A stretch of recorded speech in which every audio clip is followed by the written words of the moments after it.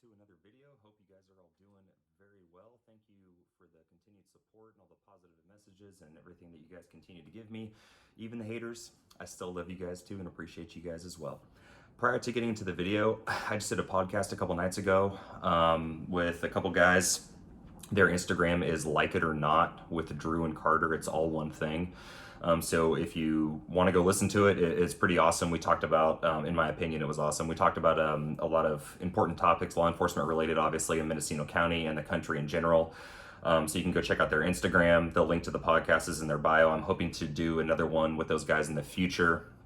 Hopefully this time in person, just because they're in Mendocino County and I'm across the country. We did it over Zoom, but they're a couple really cool dudes. So if you guys got some free time and you want to listen to that, please do so. So as I stated in my previous videos, starting today and going forward for another few videos, and then I'm gonna get into other stuff after that, I'm gonna be talking about the current lieutenants with the Mendocino County Sheriffs Office, the current command staff, and the issues that surround those guys there, and the things that they've done, the things that I've experienced and other people have experienced and stuff like that. So let's get right into it. So today I'm going to be talking about everybody's favorite lieutenant at the Mendocino County Sheriff's Office, Andrew Porter. And I say that very, very, very sarcastically, and the guys that still work there know exactly what I'm talking about. So this guy was my lieutenant prior to me quitting the Mendocino County Sheriff's Office. And before I get into the criminal stuff that he did early in his career as a cop, I'm going to talk about his extreme lack of leadership ability. And the reason why I want to discuss it is because it directly affects you guys. It affects the community in Mendocino County a great deal, especially up in the area that I worked, which is Willits, Laytonville, Leggett, Piercy, Covelo, stuff like that. Because even when I was employed there with the sheriff's office, we generate a lot of complaints from the public, like why is patrol or why are deputies not, patrolling our areas? Why are they taking so long to respond to our calls and stuff like that? And that directly comes down directly to, there's a lot of contributing factors there, but mostly it's a personnel issue. And Matt Kendall already addressed this in the press release, which I've stated in the previous videos, which is true. It is a personnel issue. The Mendocino County Sheriff's Office is extremely low on personnel. Now, again, a lot of contributing factors to that. What Matt Kendall will tell you, and the higher ups will tell you, is that nobody wants to be a cop anymore. Nobody wants to be a cop, especially in California, which part of that is true. Okay, there is some validity behind that. However, the main issue comes down to an extremely toxic, cancerous leadership environment at the Mendocino County Sheriff's Office. And the main issue is retention. They're not able to retain guys there for very long because of how they act and the things that they do that I'm going to get into in this video. So, and just to reiterate stuff that I've stated in the past, there's 7 guys that are on patrol at the Mendocino County Sheriff's Office that are applying for one position as a welfare fraud investigator within Mendocino County. So what does that tell you? There's other guys that I know that I'm friends with that are trying to go to other agencies as well and leave the sheriff's office. Now, there are other factors that go into that. Money is not one of them. They got a 30% raise when I was there. Full disclosure, prior to me leaving, I was making around $50 an hour with my incentives and stuff, so which is pretty good for Mendocino County. Mendocino County itself is a really fun place to work, in my opinion. I had a great time doing it. A lot of guys enjoy it as well. There's a lot of stuff you can get into and a lot of really good people there. So that's not one of them. Some people do relocate for family and stuff like that, but the main thing is the retention issue because of how these leaders are. And so you can hire 5 guys off the street, which they're not going to do because nobody's applying there. However, you're still going to lose 5 that are currently on patrol. So it's a complete wash. So you're not getting any ground. You're not getting any traction. The community still suffers. They still have the same general concerns and complaints, and nothing ever gets done.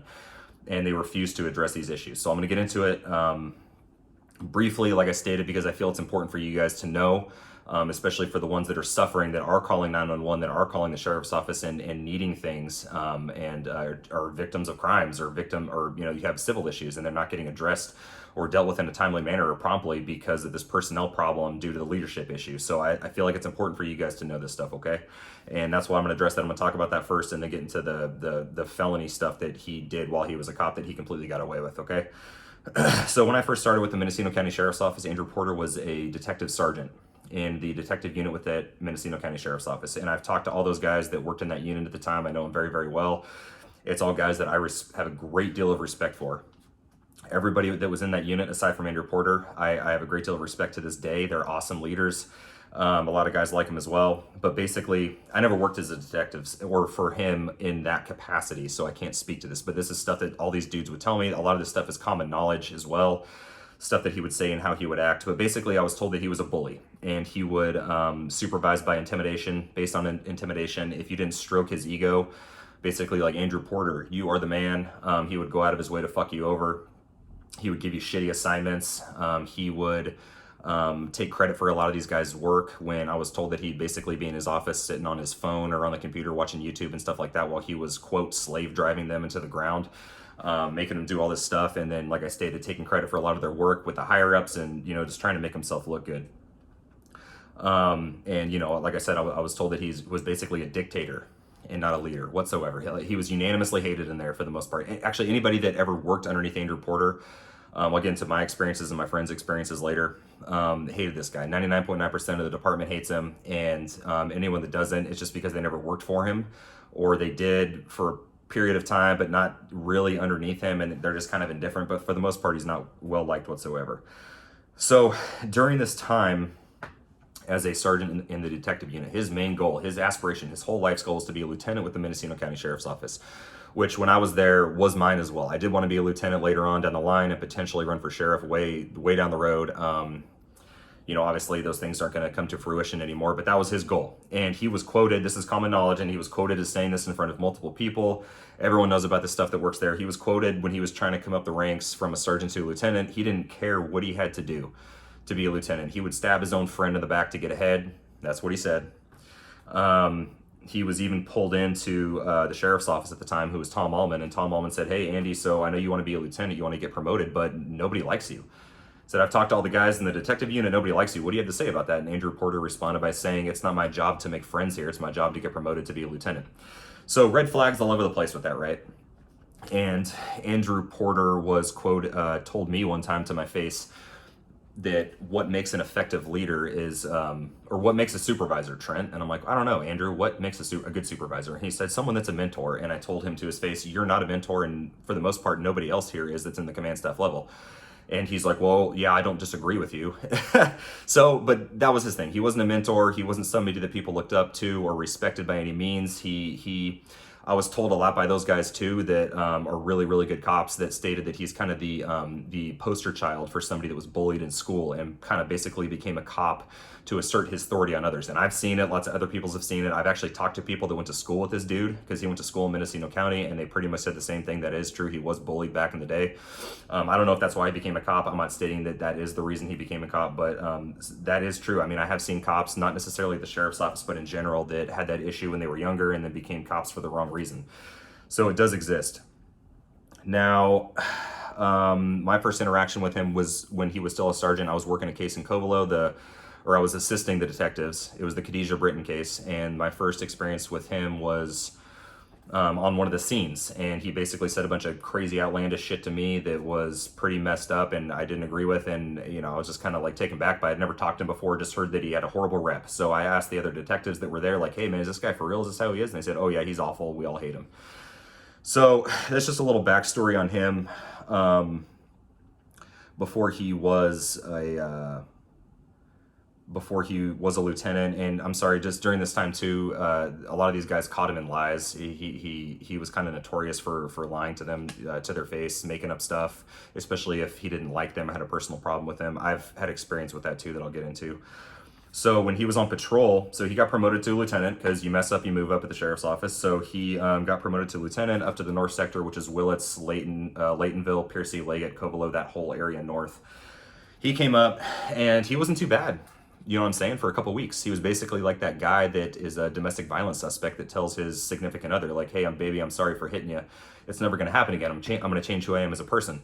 But that obviously that's never true, right? That's never the case. So that was the same with him. He changed for a brief period of time. You can't change who you are when you're, you know, an adult, and that's your personality. It's ingrained in you. So he changed for a short period of time, and then his true colors started to come out. We all saw it. We saw the lies. We saw all the stuff that he was doing. He was what he would do, he'd lie to the command staff, the captain and stuff like that, and tell him stuff that we were doing and saying that wasn't true, and vice versa.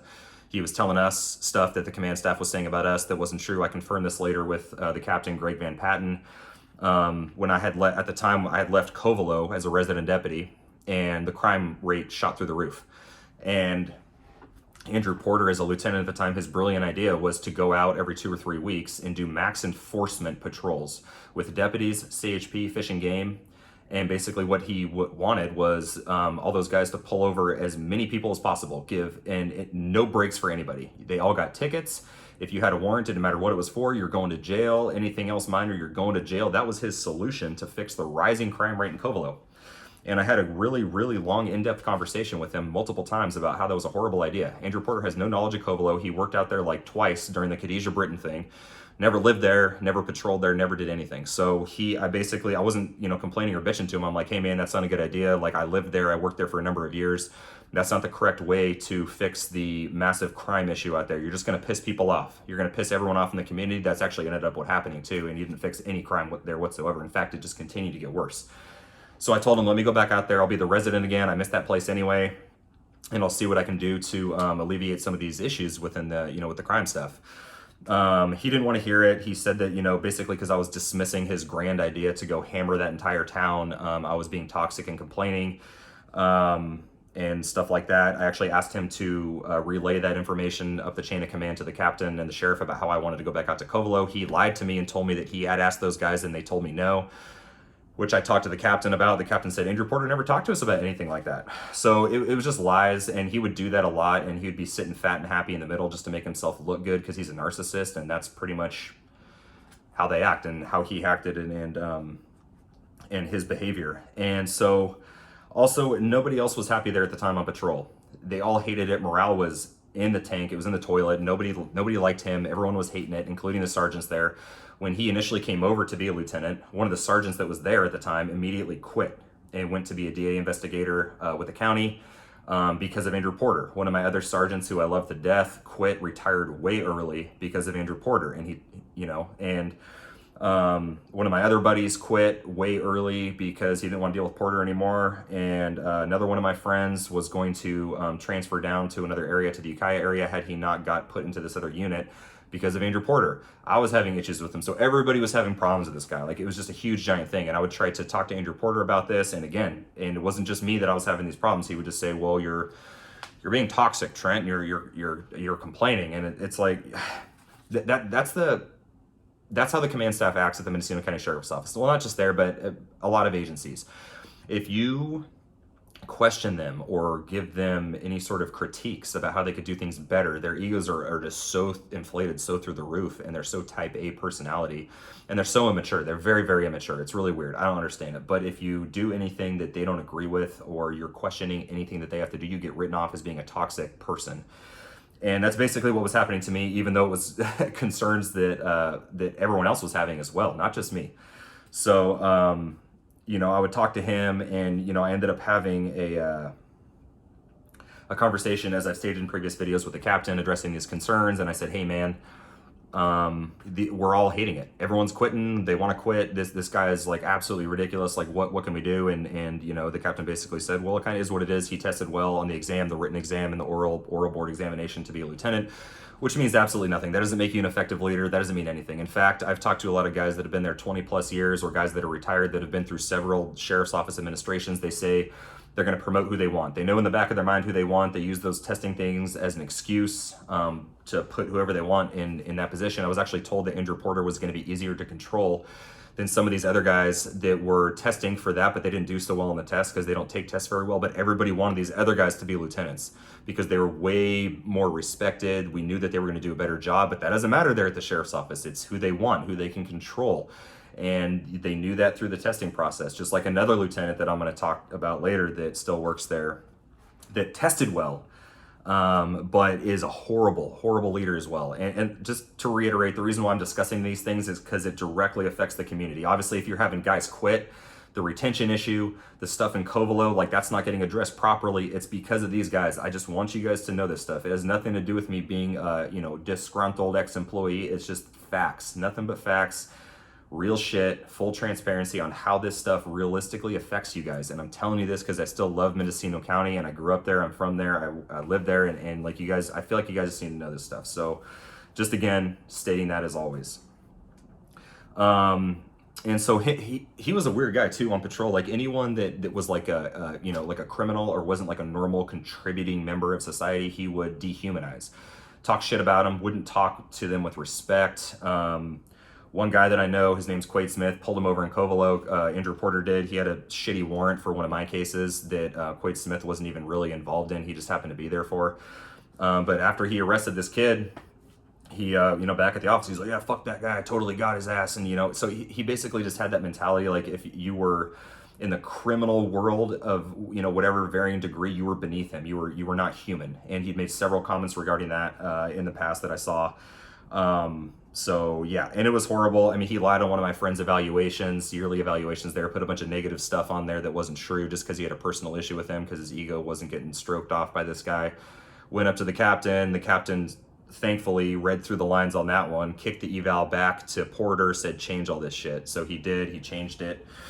One of my friends had some mental health stuff going on, which happens as a law enforcement officer, even though, there's some tough guys out there that like to pretend like it never affects them, but it does happen. It's happened to me. It's happened to a lot of my friends, but he was basically off of mental health leave. He was having a really tough time. And Porter would basically harass this guy and say, hey man, like when are you coming back to work? We're really short staffed. I need you back here. And my buddy's like, what the you know what I'm saying? Cause he's really struggling. And, Porter would say like, hey, I hope you're not going to stay off too long because I don't want that cancer to spread. And what Porter meant by that was guys in the past have gone out on mental health leave at like Ukiah Police Department back in the day, and they used it as an excuse to medically retire early. So Porter thought because my friend was doing that it was going to make other people do it. So he didn't care about his well-being. He didn't care about his mental health or nothing. He was basically harassing him very frequently to come back to the sheriff's office because they were short-staffed and Porter needed him, and he didn't want other guys to go off on mental health leave too. One of my other friends, his mom was dying up north, and he basically asked Andrew Porter, like, hey man, I need to take off for a couple days. My mom is in the process of dying, and she did die. And Andrew Porter said, well, we can't. We're short-staffed, and, another deputy, his wife, who's much younger than your mom, is sick with cancer down in Ukiah, and you don't see him taking time off. I'm not even kidding you. That's exactly what he said. And then my buddy's mom died shortly after that. So that's just the kind of person he was. Horrible, horrible person. Very selfish. Only, like I said, just was in it for himself. Made all these people quit, did all these things. And he would tell me, like, during my, when I would try to have these conversations with him about addressing, especially Covelo related stuff. Like, hey man, you could do this better. Like you're not doing a good job. Like everyone else is telling me these things too. He basically said that problems at the sheriff's office or in the cop world got resolved from the ground up. So from the patrol level to the sergeant level to lieutenants, captain, undersheriff, sheriff, and so on. Because the morale was so bad there. And it's like, no, man, that's not how that works. No, everyone knows that's not how that works. It starts from the top down to fix morale issues. You guys are doing a bad job. You need to listen to our concerns and address these problems, and at least listen to what we have to say and show us that you want to work with us at the very least. And then that's how you slowly start to transition and make guys want to stay. You retain personnel more, and people are generally more happy. They want to come to work, because I used to love going to work. I loved it back when I had a different lieutenant and back when I had different sergeants and stuff like that. So it really is just that problem, and everyone else there felt the same way. This was not just me by any means. The other thing I brought up to the captain was that Andrew Porter, so some criminal stuff here. He was, early in his career, he worked as a police officer for Rio Dale Police Department, and he was fired while he was a cop for having sexual relations with an underage girl. Now, this girl was related to like a fire captain or fire chief or something like that in the area, but he committed a felony. And any other normal civilian, if you did something like that, sex with a minor, there was a felony. You'd be fully investigated, likely you'd be arrested, prosecuted, have to register as a sex offender, the whole 9 yards. And California still, even though it decriminalizes a lot of stuff, takes that stuff very, very seriously. So none of those things happened to him. It was handled in-house, and they had enough information to be able to fire him for it. And he was, but it didn't affect his career whatsoever. He's currently a lieutenant at the sheriff's office. And just one of those things that privilege that cops still have in the cop world, where you can do egregious shit, you can do felony related stuff and lie, documented lying and stuff like that, but you can get away with it depending on who you know, depending on your position. If you're in that good old boys club that I've been preaching about for the last few weeks, and that's exactly what happened to him. I mean, take a look at his demeanor, how he treats people, his personality, the things that he's done, and the fact that he still gets to get promoted. I mean, he told me during one of my conversations with him to watch myself because he's the king of fucking people. And he told me that in front of 3 other people. I have 3 witnesses to it. And that got back to the captain, and all the captain did was like say, hey man, like knock it off. So what they ended up doing with Porter, because like I said, it wasn't just me that had all these problems. I ended up quitting because they weren't doing anything about these leadership issues, and I knew it was going to go downhill from there. But everyone else, like I said, the captain started talking to other people, confirming what I said. They were corroborating all the statements that I'd made, but they were just too afraid to go about doing it themselves. So he finally figured out, okay, maybe this is a problem. But in my opinion, they kind of promoted him. So what they did with him, they took him from the North Sector and they stuck him down in Ukiah in charge of the coroner's unit. The same unit that Shannon Barney was in charge of too when he, because at the sheriff's office, you mess up, you move up. So Shannon Barney, he was a sergeant, did all that crazy shit in Covelo, got promoted to lieutenant in charge of the coroner's unit. They pulled Porter, instead of dealing with the issue, they're just tucking him away down in this unit, giving him a cush-ass job down in Ukiah being in charge of that unit. And that's all they did. And, Greg Van Patten, the captain, said, when I addressed how is this guy, promoted? Why is he still working here? We all had these problems. The detectives did when he was a sergeant. We do on patrol. He's directly affecting the community. Hardcore, dude. Like he's not helping solve these issues and these crimes in an effective manner. And the fact that he did that stuff early in his career, and I was met with, you can't hold people's past against them and stuff like that. In my opinion, stuff like that, if you're a cop and you commit a felony and it gets covered up and you continue to be a cop and then you have like a horrible personality, you treat people very poorly, you're not an effective leader, I don't care how much time's gone by. I mean, I had one lady in my comments freaking out because she's like, well, about Randy Johnson, because I'm sure she's related to him or something, but she's like, why are you talking about old shit that happened 15 years ago? And it's like some of this stuff, like these aren't people that worked at AutoZone and Safeway and, Rayleigh's that stole like some candy bars and stuff and they're still employed there. You know what I'm saying? This is a cop that committed a felony. He's still employed, and the fact of the matter is that he's still affecting the community in Mendocino County because he's such a horrible leader. And he's not the only one. The other lieutenants are just as bad there. Well, I don't know about just as bad, but they're close. I mean, he's probably the worst. But the fact of the matter is that, in my opinion, it doesn't matter how much time goes by, or it doesn't matter for stuff like that. In my personal opinion, it's not okay.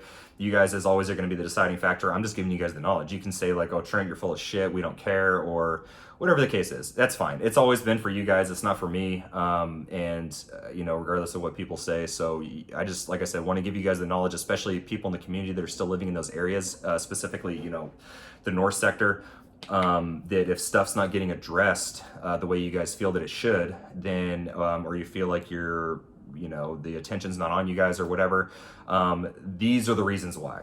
That's it. I'm just trying to explain it to you guys the best that I can, just from my personal knowledge, stuff that I've seen, other guys that I've talked to, the reality of these things and the reality of the cop world and how guys get away with stuff, like I said, based on their positions. And, if enough time goes by, hopefully enough people forget about it and then it's all good. So that's going to pretty much wrap it up. This video is getting kind of long. I'm going to do another upload on another lieutenant currently working there. I'm going to do that next Friday. This coming up Tuesday, I got requested by a few people to do a video on how to have a more positive interaction, not necessarily getting out of a ticket, but like a more positive, less negative interaction with cops or law enforcement when getting pulled over, and like how to, what to do, what to say, those kind of things. So I'm going to do a video on that on Tuesday because that was requested by a few people, like I stated. And yeah, that's pretty much going to wrap it up here. So I'm going to cut the video off here. Again, thank you guys all very, very much for watching and supporting me. And I'm going to have some interesting stuff that I got planned for future videos coming out in the future, even when I'm done with the Mendocino County Sheriff's Office. So a lot of people thought like, oh, once he's done with the lieutenants, he's done. Nope.